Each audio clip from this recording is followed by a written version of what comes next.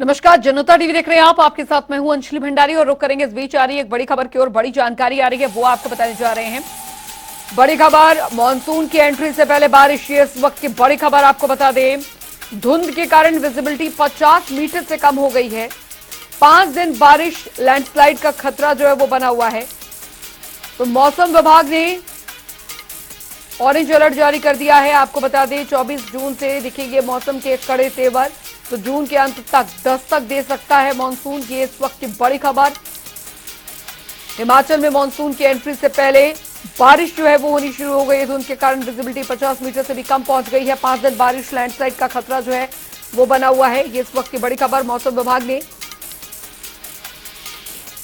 Orange alert जारी कर दिया है। 24 जून से दिखेंगे मौसम के कड़े।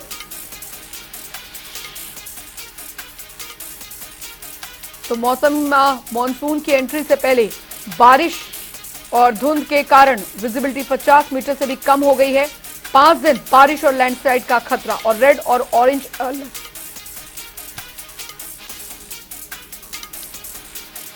प्री मानसून बारिशें शुरू हो रही हैं हिमाचल में और अगले 24 घंटे में बारिशों में बढ़ोतरी होगा। 24 से प्री मानसून की रेनफॉल बढ़ेंगी और उसके बाद 25, 26 और 27 में पूरे प्रदेश में वाइड स्प्रेड रेनफॉल होंगी। और इन्हीं दिनों में प्रदेश के लो और मिड हिल्स के जो एरिया है वहाँ पे हैवी और वेरी हैवी रेनफॉल भी कुछ जिलों में हो सकती है। और संभावना ये भी है, क्योंकि जो पैटर्न्स इंडिकेट कर रहे हैं उससे ये भी लग रहा है कि मानसून भी हिमाचल प्रदेश में बहुत जल्दी दस्तक देने वाला है। बढ़ेंगे आगे। आपको बता दें कि प्रदेश के 6 बार के मुख्यमंत्री स्वर्गीय वीरभद्र सिंह की जयंती पर प्रदेश भर में अनेक कार्यक्रम आयोजित किए गए। प्रदेश के सभी ब्लॉकों में पार्टी नेताओं, पदाधिकारियों और कार्यकर्ताओं ने स्वर्गीय वीरभद्र सिंह की याद में रक्तदान शिविर, स्वास्थ्य जांच शिविर के साथ साथ अस्पतालों में जाकर रोगियों को फल वितरित किए। कांग्रेस ने उनकी जयंती को विकास दिवस के रूप में मनाया, जिसकी अलग अलग शहरों से ये तस्वीरें आपको हम अपने टेलीविजन स्क्रीन पर दिखा रहे हैं। आप देख सकते हैं नाहन, हमीरपुर, रामपुर, पांवटा साहिब और कुल्लू में अलग अलग जगहों पर इस मौके पर कार्यक्रम का आयोजन किया गया। कहीं पर जांच शिविर का आयोजन किया गया, कहीं पर उनके याद में एक सभा का आयोजन जो है वो यहाँ पर किया गया, कहीं पर प्रतियोगिताओं का आयोजन जो है वो किया गया। तो ये अलग अलग जगहों की तस्वीरें हम आपको दिखा रहे हैं किस तरीके से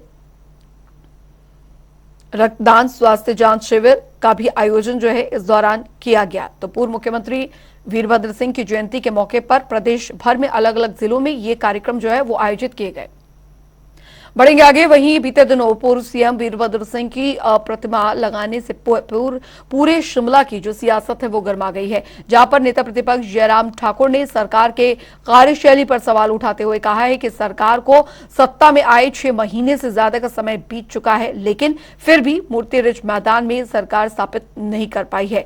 तो वहीं आपको बता दें कि डिप्टी सीएम मुकेश अग्निहोत्री ने विपक्ष पर पलटवार किया और कहा कि वीरभद्र सिंह की पहली मूर्ति सैंज में स्थापित की गई है और आने वाले समय में इस मामले में फैसले लिए जाएंगे।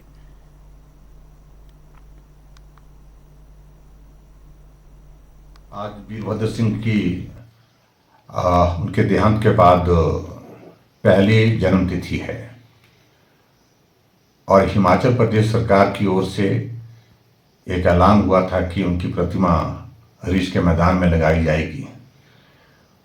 जो जानकारी मुझे मिली कि रिज के मैदान पर सरकार की ओर से क्लियरेंस नहीं मिल पाई और मूर्ति को फिर दूसरे स्थान सैंज में स्थापित करना पड़ा।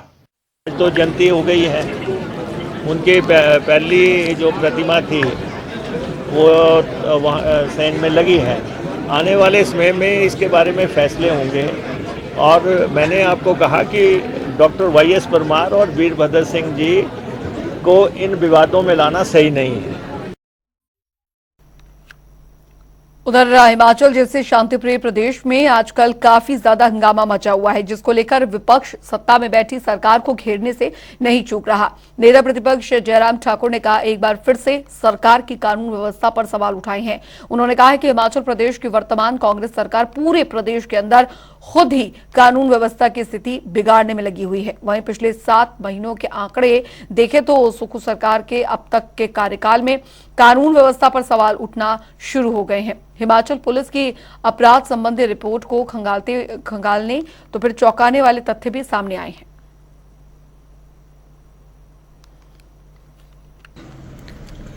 ये निश्चित रूप से चिंता का विषय है इस वक्त पूरे हिमाचल प्रदेश में।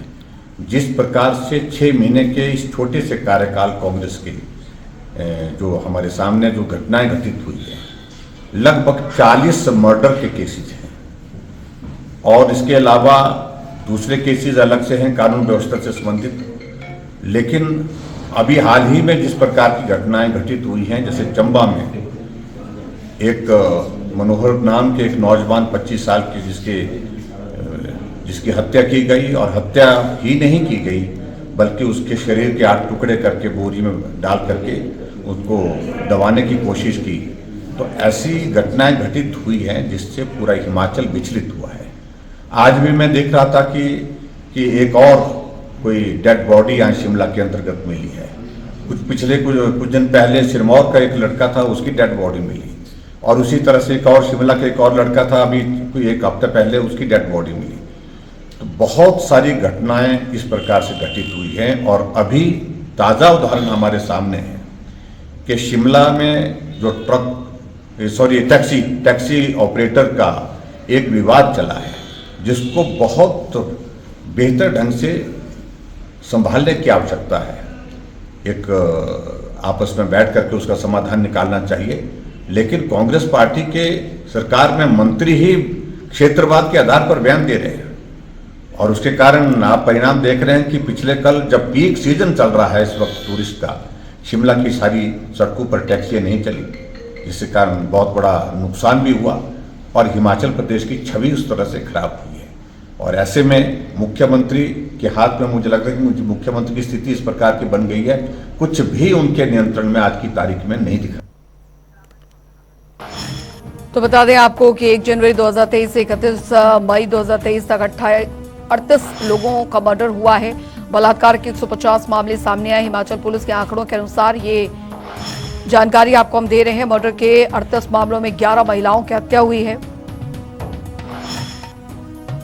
जून महीने की शुरुआत में चंबा का नृशंस हत्याकांड सामने आया। इस साल के शुरुआती 5 महीनों में हत्या के प्रयास के 26 मामले सामने आए हैं। रेप के 150, अपहरण के 183, महिलाओं के साथ क्रूरता के 92 मामले, यौन शोषण के 196, दंगे की धाराओं के तहत 130 मामले सामने आए। चोरी के 309, सेंधमारी के 216, डकैती का 1 मामला सामने आया है। रॉबरी के 5 मामले दर्ज हुए हैं। ये पुलिस रिकॉर्ड्स के आंकड़ों के अनुसार हम आपको जानकारी ग्राफिक्स के जरिए दे रहे हैं। उधर पहाड़ों की रानी शिमला की हसीन वादियों को ट्रेन के जरिए और नजदीक से निहारना रोमांच भरा होता है। और ऐसे में आप ट्रेन में बैठे हुए ही आपको कैमरे की तरह ही आपको बता दें कि पैनोरामिक व्यू जो है वो देखने को मिल जाएगा, तो रोमांच दोगुना हो जाएगा। पेश एक रिपोर्ट। हिमाचल का शिमला किसी कोहिनूर से कम नहीं है। इसी कोहिनूर की खूबसूरती को निहारने के लिए पर्यटकों को अब एक ऐसी ट्रेन की सौगात मिलने जा रही है जो शिमला की ऊंची चोटियों से लेकर हरे भरे मैदानों तक का सफर कराएगी। शिमला से सोगी के बीच इस पैनोरामिक विजडम ट्रेन का ट्रायल हो रहा है। कालका to Shimla heritage railway track पर ट्रायल के लिए ये ट्रेन कालका पहुंच चुकी है। आरडीएसओ लखनऊ की टीम ने पूर्व निर्धारित शेड्यूल के तहत कालका रेलवे स्टेशन पर रैक प्लेसमेंट के बाद ट्रायल उपकरणों को शिफ्ट करने का काम पूरा कर लिया है।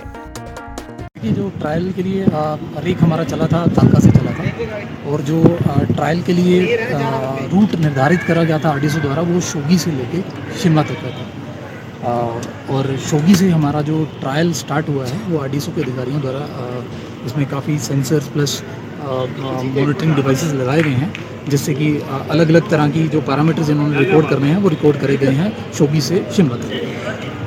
टोटल 4 तरह के कोचेज हैं, AC executive coach, AC chair car coach, general seating coach और power car cum luggage van cum guard van. जो हमारा एसी एग्जीक्यूटिव कोच है उसमें टोटल 12 नंबर सीटें हैं, और जो हमारा AC चेयर कार कोच है उसमें 24 सीटें हैं और GS कोच में 30 सीटें हैं और पावर कार फॉर गार्ड के लिए प्लस लगेज लेके जाने के लिए है।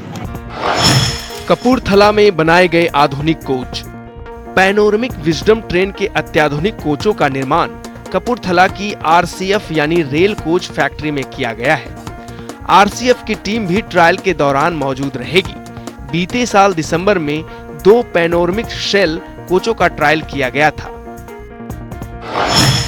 1 करोड़ का एक पैनोरमिक कोच। एक पैनोरमिक कोच की अनुमानित लागत 1 करोड़ रुपए है। परीक्षण के लिए तैयार किए गए ट्रायल ट्रैक में executive chair car 12 seater, chair car 24 seater, non AC chair car 30 seater, luggage van, guard की सीट। इसमें भी हर एक कोच काफी सुविधाओं से लैस है। वहीं सीटों की बात की जाए तो executive chair car 12 seater, chair car 24 seater, non AC chair car 30 seater, luggage van, guard की सीट। इन कोचों में खिड़कियों का आकार बड़ा है जिससे यात्री पहाड़ों और घाटियों की मनमोहक सुंदरता का आनंद ले सकेंगे। Coach air brake, LED light और 360 डिग्री पर घूमने वाले चेयर इस ट्रेन को वाकई एक आधुनिक ट्रेनों की दौड़ में शामिल करती है। शिमला से जनता टीवी के लिए रॉबिन शर्मा की रिपोर्ट। में आगे बढ़ेंगे तो जिस हेरिटेज ट्रेन पर सोगी से शिमला के बीच में विस्टाडोम ट्रेन का ट्रायल हुआ, उस पर देखिए हमारे संवाददाता की एक खास रिपोर्ट।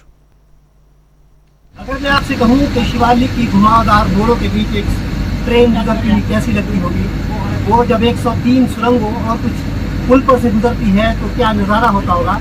अगर आपको ये देखना है तो आपको कालका शिमला रेलवे का सफर तय करना होगा। और इस वक्त हम मौजूद है कालका शिमला रेलवे में नई एडिशन जो हो रही है विस्टाडोम, उसके अंदर है। और आपको मैं अगर व्यू दिखाऊं तो यहाँ पर पैनोरामिक व्यू के साथ ये जो कोच है ये यहाँ पर है। तो एक बहुत ही दिलचस्प जो पहल है यहाँ पर होने वाली है। इससे जो है ये प्रदेश के पर्यटन में कालका शिमला रेलवे का एक बहुत बड़ा हिस्सा है। लोग दूर दूर से इस ट्रेन का लुत्फ उठाने आते हैं और यहाँ पर जो है एक नई तरह की पहल आपको देखने को मिल रही है। विस्टाडोम ये जो कोच है यहाँ पर तकरीबन हर तरह की फैसिलिटी है। ये जो आप विंडो बड़ी बड़ी देख रहे हैं ये ओपनेबल विंडोज है। इसके अलावा आप अगर बैठेंगे तो यहाँ से आपको जो नज़ारा है उसके लिए आपको बाहर नहीं आना पड़ेगा। आपको यहाँ पर ऊपर की तरफ भी नज़ारा देखने को मिलेगा और इसके अलावा आपको सीधा भी एक बड़े बड़े जो ये शीशे लगे हैं इनके द्वारा बाहर आप देख सकते हैं। ये ट्रायल सेशन में चल रहा है और हमारे साथ यहाँ पर इस के अंदर जो काम कर रहे हैं इंजीनियर वो भी मौजूद है। सबसे पहले अपना नाम जी। तो अभी विस्टाडोम जो ये रेल है इसका ट्रायल शुरू हो गया है। थोड़ा इसकी खूबियों के बारे में बताइए। सबसे पहले जिस तरह की जो शीशे देखने को मिले, जिस तरह की विंडोज यहाँ पर है, एक्चुअली इसके बारे में जो हमने विंडो लगाई है अपने गले यहाँ तक ऊपर हो जाती है। इसमें टच स्क्रीन दिया हुआ है और बटन भी यहाँ बदलते हैं उनकी ऊपर हो जाएंगे। इसमें USB चार्जिंग सपोर्ट होती है, आपने मोबाइल चार्जिंग सपोर्ट दिया है और चेयर पे भी USB चार्जिंग सपोर्ट दिया है। मतलब एक पैसेंजर के लिए 2 या 3 मोबाइल चार्जिंग सुविधा है। बिल्कुल आपको व्यू के साथ साथ मोबाइल चार्जिंग की सुविधा भी मिलेगी। अगर पैसेंजर को बाहर के नज़ारे देखने हैं, फोटो लेना है तो बटन को नीचे करके विंडो को यहाँ तक ओपन हो जाएगी। इस तरह के कितने कोचेज हैं और कितने इसमें लोग एक साथ में बैठ पाएंगे? अभी तो ये अलग अलग सीटिंग के हिसाब से हमारा AC, non AC, executive chair car ऐसे अलग अलग बनी हुई है और अभी हमारा पहला एक ही आता है। इसके अलावा AC फैसिलिटी भी? हाँ, ये पूरा तो कब तक इसका आप जो ट्रायल अभी जो ट्रायल करें 27 तक शायद तक चलेगा। और इसके बाद कब संभावना है कि फुल प्राइस? ये जल्दी ये थे हमारे साथ यहाँ पर जो इंजीनियर जिन्होंने इनको बनाने में इसको ट्रायल में यहाँ पर काम कर रहे हैं। और जल्द ही हो सकता है कि जो टूरिस्ट है वो विस्टाडोम का जो है आनंद ले सके और एक पैनोरामिक व्यू के साथ शिमला की यात्रा कर सके। रॉबिन शर्मा, जनता टीवी, शिमला।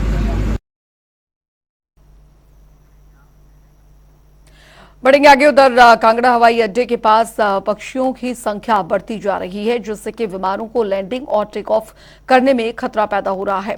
इस समस्या से निवारण के लिए अब हवाई अड्डा परिसर में बैठक का आयोजन किया गया और कांगड़ा हवाई अड्डे के निदेशक धीरेन्द्र सिंह ने कहा कि आसपास की मीट की दुकानों की वजह से ही पक्षी इस ओर आकर्षित होते हैं, जिसके बड़ा हादसा होने का खतरा है। उन्होंने स्थानीय प्रशासन से 10 किलोमीटर के दायरे में आने वाली मीट की दुकानों पर कार्रवाई करने की मांग उठाई।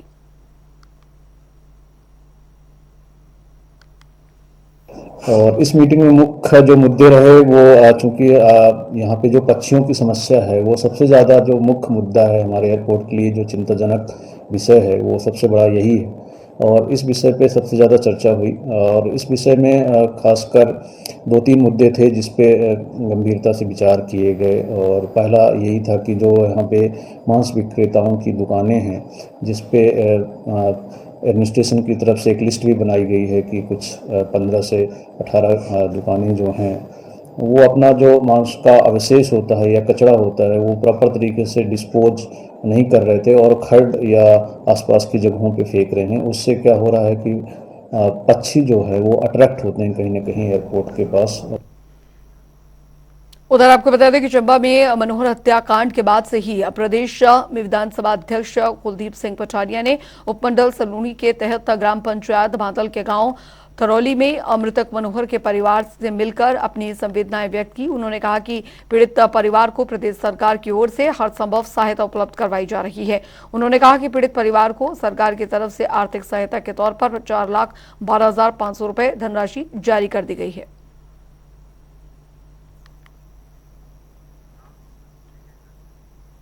उधर हिमाचल प्रदेश के जिला कांगड़ा में नूरपुर के फतेहपुर विधानसभा क्षेत्र में एक जिंदा हैंड ग्रेनेड मिलने से पुलिस और सुरक्षा एजेंसियों में हड़कंप मच गया है। हरकत में आई पुलिस मौके पर पहुंची और आला अफसरों को भी इसकी सूचना दी गई। मामले की गंभीरता को देखते हुए अब एसपी नूरपुर अशोक रत्न भी मौके पर पहुंचे। वहीं इस हैंड ग्रेनेड को डिफ्यूज करने के लिए आर्मी बुलाई गई। आर्मी ने हैंड ग्रेनेड को अपने कब्जे में डिफ्यूज कर दिया।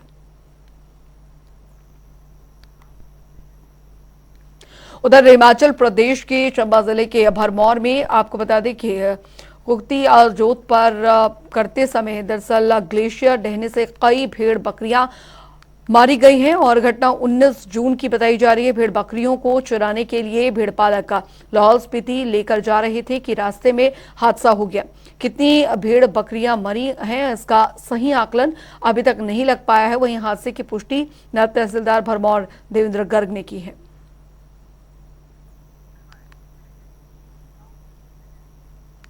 उधर कांगड़ा के प्राथमिक जिला संघ इकाई से शिक्षकों के दुर्व्यवहार को लेकर दरअसल कार्यालय प्रांगण में अनशन पर बैठ गए हैं। बता दें कि जिले के 23 खंड प्रधान और उनके कार्यकारी सदस्यों संघ उप निदेशक शिक्षा निरीक्षण संघ ने प्राथमिक पाठशालाओं का जायजा लिया, जिस दौरान उन्हें शिक्षक वर्ग से दुर्व्यवहार करने और साथ ही मानसिक प्रताड़ना की शिकायत मिली और अब वो विरोध जताते हुए धरने पर बैठ गए हैं। 23 खंडों के प्रस्ताव के मुताबिक मुख्यमंत्री सुखविंदर सिंह सुक्खू, शिक्षा मंत्री रोहित ठाकुर और साथ ही शिक्षा विभाग के उच्च अधिकारियों से इन अधिकारियों के स्थानांतरण की मांग की गई है। हमारा राजकीय प्राथमिक शिक्षक संघ जिला कांगड़ा बहुत पहले से इन जो उपनिदेशक महोदय हमारे निरीक्षण विंग के और इनके साथ है प्रधानाचार्य महोदय श्री सुहास जी, इनका जो पाठशालाओं में निरीक्षण के दौरान है अध्यापकों के साथ व्यवहार अच्छा नहीं रहता है। मानसिक रूप से प्रताड़ित करने का प्रयास करते हैं, प्राय अध्यापकों के साथ दुर्व्यवहार करते हैं। हमने इस संबंध में बहुत पहले 2-3 बार इनसे संवाद करने का प्रयास किया, तब ये हमारी बात को बिल्कुल जायज मानते हैं और उसके उपरांत फिर वही उसी ढर्रे पे अपना कार्य शुरू करते हैं। ये इनकी कार्यशैली है। हमने बहुत बार प्रयास किया लेकिन ये नहीं मानते हैं। अभी 17 जून को हमने धरना प्रदर्शन किया था कि जो दुर्व्यवहार है, जिला के कोने कोने से अध्यापकों से शिकायत आ रही थी कि पाठशाला में निरीक्षण के दौरान ये प्रायः दुर्व्यवहार करते हैं। उधर सिरमौर मुख्यालय नाहन में जिला स्तरीय राइफल पिस्टल शूटिंग चैंपियनशिप का आयोजन किया जा रहा है। राइफल एसोसिएशन के वरिष्ठ उपाध्यक्ष राजेश परमार ने बताया कि इस चैंपियनशिप में करीब 100 प्रतिभागी हिस्सा ले रहे हैं। उन्होंने बताया कि प्रतियोगिता 2 वर्गों में खेली जा रही है और चैंपियनशिप इंडोर के साथ साथ आउटडोर भी रहेगी। और चलिए इसी के साथ पहाड़ प्रभात की खबरों में अभी के लिए फिलहाल इतना ही। वक्त एक छोटे से ब्रेक का।